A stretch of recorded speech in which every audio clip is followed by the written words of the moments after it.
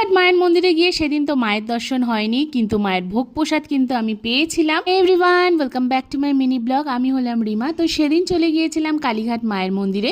তো যেমন দেখতেই পাচ্ছ, আর পেছনে শুধু ব্যাকগ্রাউন্ডটা দেখো, মানে এই পায়রাগুলোকে তখন খাবার দেওয়া হচ্ছিল, আর আমি এইটুকু শ্যুট করার জন্য ওখানে আমি ঠায় দাঁড়িয়েছিলাম।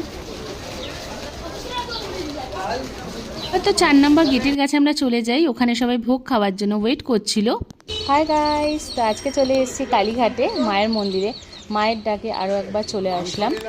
তো এসছি অনেকক্ষণ, আর আসার পরে না তো মানে আজকে যেহেতু দেরি হয়ে গেছে, তাই গেটও না বন্ধ হয়ে আছে।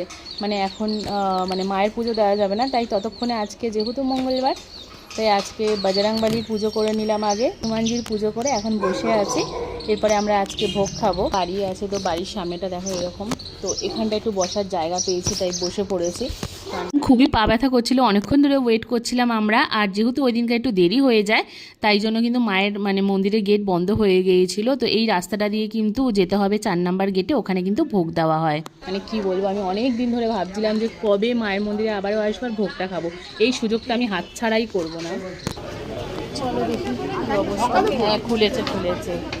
আমার তো খুবই আনন্দ হচ্ছিল, কিন্তু লাইনে দাঁড়িয়েছিলাম, একটু পাটাও ব্যথা করছিল। আর দেখো ততক্ষণে অনেক লাইন হয়ে গিয়েছিল। ভালো কিছুর জন্য কিন্তু কষ্ট তো করতেই হবে। তারপর দেখো একের পর এক সবাই মাথায় করে ভোগ নিয়ে বেরাচ্ছিল। কোথায় রে?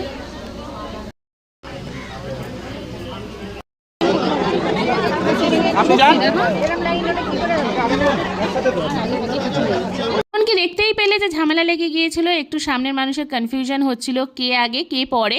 তো ভোগ খাবার লাইনে গন্ডগোল হবে না, এটা তো হতেই পারে না। তো মায়ের মন্দিরে গেলেই না আমি একটা আলাদাই শান্তি পাই, সব সময়ের মতো, মানে সব স্ট্রেস, মানে দুঃখ কষ্ট সব যেন চলে যায়।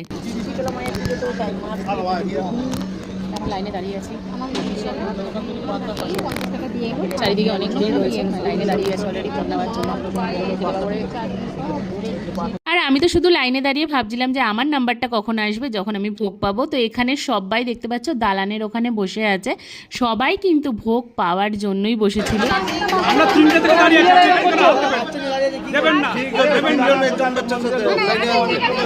ফাইনালি দেখো হাতে ভোগ পেয়ে গেছি, মানে রীতিমতো যুদ্ধ করেছি, যুদ্ধ করার পর আর এই মায়ের ভোগ পাওয়া মানে হচ্ছে অমৃত খাচ্ছি।